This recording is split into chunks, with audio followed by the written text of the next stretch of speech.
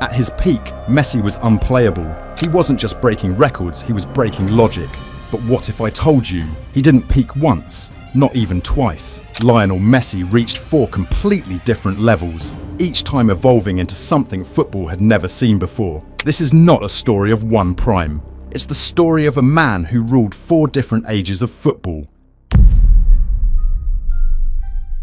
At the start of the 2008 season, Barcelona was in transition. Pep Guardiola was appointed as the new head coach of Barcelona, and straight away he got to work. He got rid of superstars like Ronaldinho and Deco, and rather than get big-name transfers to replace them, his idea was to use the talent at La Masia and build a team around Messi. Despite a shaky start with a 1-0 defeat to Numancia in the league, Messi and Barca had picked up some serious form. They bounced back to a 9-game winning streak, a 21-game unbeaten run in La Liga, and on his part, Messi was having a demon season. In that unbeaten run, Messi had 27 goal contributions and was doing the same in Europe too. 5 goals and 2 assists in the opening 5 games of the Champions League, all from the right wing. Messi was already cooking up a storm that season, and then Pep Guardiola changed everything. Ahead of the match versus Real Madrid at the Bernabeu, Pep decided to test a theory that would go on to revolutionise football: the birth of Lionel Messi in the false 9 position. El falso 9 nace contra el Madrid. ¿No lo habían practicado antes? No lo habíamos hablado. No. Sí que creo que él antes, en la semana o antes de un par de días de entrenamiento, no lo llegó a probar, pero algo mencionaba de que capaz hacemos algo diferente, estoy viendo. Messi was the main attacking force as Barcelona won the treble in 2008-09, with 23 goals in the league, second behind Diego Forlan. He was also the top scorer in the Champions League that season, despite it being the first with Pep in Barcelona's senior team. And the crazy part is, his game wasn't just about the goals. See, playing in that false 9 position, the idea was simple. Guardiola wanted to monopolise possession and create as many chances with movements off the ball, and Messi was the key. There was no doubt he could dribble, but moving him centrally, he created the stuff of nightmares for opposing defenders because they couldn't get close to him. 38 goals and 19 assists in 51 games in the 2008-09 season, the first time he was hitting the 30-plus mark for goals. While the 2009-10 season didn't go as planned from a collective standpoint, Messi in that role again was a revelation. There was talk about him underperforming in the Champions League, so he smashed 4 past Arsenal as a reminder of just how dangerous he could be. Goals in the semi-final and final of the Club World Cup. Messi centrally was unplayable. 47 goals and 12 assists in 53 games in 2009-10. Another Ballon d'Or to the collection, but with Barca missing out on the Champions League and La Liga, Messi, just like the rest of the team, knew they needed more. But even this couldn't prepare the world for what followed next. 2010-11. Barcelona, a team so good it's often referred to as the most complete team football has ever seen. Opposition managers left in awe about how they dominated games, and the key to that was once again Messi. The central theme was always Messi. The 2010-11 Barcelona team was the ideal model of how Pep wanted a Barca team under him to play. He hit the 50-plus goal mark for the first time in his career. 53 goals in all competitions that season, 12 in the Champions League, 31 in La Liga, and that was off the back of goals like this. Here's Messi, away from 2, 3, 4, wonderful. But it would be impossible to talk about Messi that season without perhaps the most dominant Champions League final of all time. Barcelona didn't just beat Manchester United at Wembley, it was a match that arguably one of United's greatest centre-backs still remembers to this day. It takes the sting out of it a little bit that they were actually that good, and we went to a fight, a war with no guns, no knives. It's the only time in my career I've been in a game and thought, we can't do anything. Barcelona's 68.4% possession and 89.6% pass success rate made Manchester United look like amateurs. It was like every single game that season. Messi broke Barcelona's single-season goal-scoring record in all competitions and tied the all-time Champions League goal-scoring mark at the time. He was fouled 107 times that season because he was simply unplayable. Matches, 13 goals in the Champions League, 5 in the Copa del Rey, 2 goals in the Supercopa, pitches, 12 goals for Argentina, performances like the 5-goal haul against Leverkusen in the Champions League, 9 hat-tricks that season, and had 22 multi-goal games. I could drop more numbers and more stats, but the picture is clear. Messi was playing career mode in real life, and at the end of the season was undoubtedly the best player in the world. 4 Ballon d'Ors in a row. 91 goals in the calendar year of 2012, Messi was the perfect piece in Guardiola's system, but what a system player.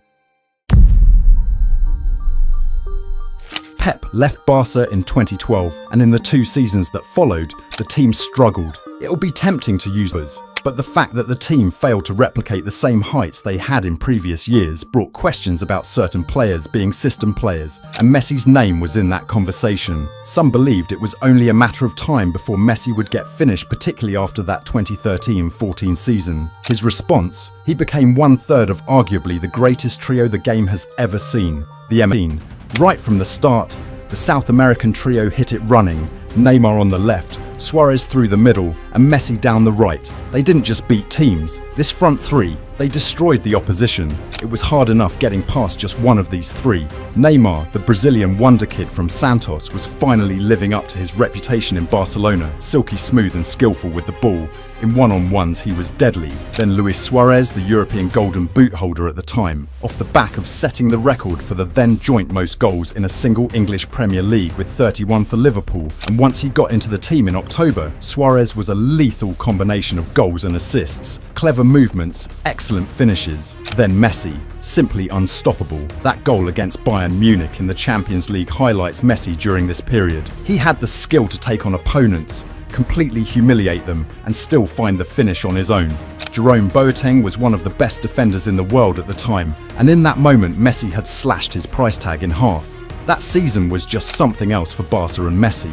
They won the treble again. The MSN combined for 122 goals and 64 assists in all competitions that year. Neymar hit a career high of 39 goals and 10 assists. Suarez with 25 goals and 23 assists. Messi, 58 goals and 28 assists in 57 matches. Messi's numbers told a story. That goal against Athletic Bilbao is right up there with the greats. Scoring 58 goals is one thing, but in the same season, Messi created 143 chances as well. He'd become the main part of a collective that didn't fear any team. En route to winning the Champions League, Barca beat the champions of England Manchester City in the round of 16, the champions of France PSG in the quarter-finals, the champions of Germany Bayern Munich in the semi-finals, and the champions of Italy Juventus in the final. The champions from 4 of the top 5 leagues in Europe all went down to that Barcelona team. This was Messi as the controller of chaos. Tactically under Luis Enrique, he was brilliant. Emotionally, he was playing to prove the disappointment of losing the 2014 World Cup, and that only made him stronger. But there was one drawback. For the 3 years the MSN lasted, from 2014 to 2017, they were incredible. 364 goals and 171 assists together as a trio, but Messi? He became known as one part of the trio, and that was the problem. Many believed he couldn't do it on his own, and they had reason to. In 2009, that Barcelona team had players like Henry in attack. In 2011, Xavi and Iniesta controlling the tempo behind him. And in 2015, it was Suarez and Neymar. The drawback with Messi now was at every time, he always had a system, partners, a part of something, until it changed. Messi was about to face the greatest challenge of his career at Barcelona, becoming club captain. 2018-19, Messi is against the odds now. He has to become a version of himself he hasn't been at Barcelona yet. A leader, with Xavi, Iniesta and Neymar leaving the club. Luis Suarez was declining. The midfield options looked slow and lacked the rhythm Barca had for years, and defensively it looked a mess at times. This was where it was at for Messi. This was the real test. It's also here that he delivers his most complete season ever. 50 games, 51 goals, 19 assists, 70 goal contributions, 8 free kicks, 4 hat-tricks, and a promise. Pero también es verdad que todos nos quedamos con la espinita de la Champions. Así que hoy nosotros prometemos que este año vamos a hacer todo lo posible para que esa copa tan linda y tan deseada por todos vuelva a atacar otra vez en el Camp Nou. On his part, Messi became everything for Barcelona. They won La Liga thanks to his brilliance in the league. 36 goals and 14 assists, 50 goal contributions in 34 games, and won the Spanish Super Cup too. In the Champions League, Messi was in a league of his own. He single-handedly dragged his team to the semi-final. Also, he was not only the top scorer, he was voted as the best forward, won the goal of the tournament, and in La Liga, he was the best player, the best forward, the player with the most assists. In Europe, he won the European Golden Shoe, the FIFA the Best Award, and at the end of the year, another Ballon d'Or. Messi was the captain of this Barcelona ship, and his performances did the talking. The ball was glued to his feet. Messi played the game like a man on a mission, determined to fulfill that promise as a leader to the Barcelona fans. But then the walls came crumbling. Anfield, the scene of Messi's European collapse with Barcelona. They let a 3-goal lead slip, got knocked out of the Champions League in the semi-finals. It got worse as well. They also lost the Copa del Rey final against Valencia. Barcelona had gone from a potential treble to winning just the league title that season. Messi was devastated. Still, it took nothing away from the fact that Messi had proved a point. He could do it on his own with little or no support. Messi didn't need magic around him now, because he was the magic, and eventually, the magician shone his wand on world football's biggest stage. But time was passing, and with every game from that point on physically, Messi lost something. Some thought he was playing on borrowed time and would soon retire, but Messi had one more trick up his sleeve, the greatest act of his magical career yet. At this point, Messi looked to be nearing the end. He'd left Barcelona in 2021 to join PSG, but this was all before he'd somehow broken the jinx with Argentina. See, for years Messi had tried. The 2014 World Cup final, back-to-back Copa America finals in 2015 and 2016, Messi had done everything he could to win a trophy with the national team, but it didn't work, at least until 2021. Under Lionel Scaloni, the national team had rebuilt. Messi was still the central figure, but with the addition of players like goalkeeper Emi Martinez, Rodrigo de Paul, alongside experienced pros such as Di Maria, Argentina had stability, and that was the key to finally breaking the 28-year jinx. Messi and Argentina conquered South America. Overcome with emotion, he'd finally done it. Finally won a trophy with the national team, but this was still only the beginning. The best would come a year later. He was 35, coming into the 2022 World Cup. There were doubts over his physical condition. How long would Messi be able to run for? Would his presence in the team cost Argentina in the long run? But yet again, Messi evolved into something different. The wizard. He didn't need to run to make the difference. He wasn't the fastest or the strongest, but in moments like this, he could explode. Every touch had a meaning. Every pass was to break the opposition. The team was built to understand him, and in turn, he made each action count. The World Cup final.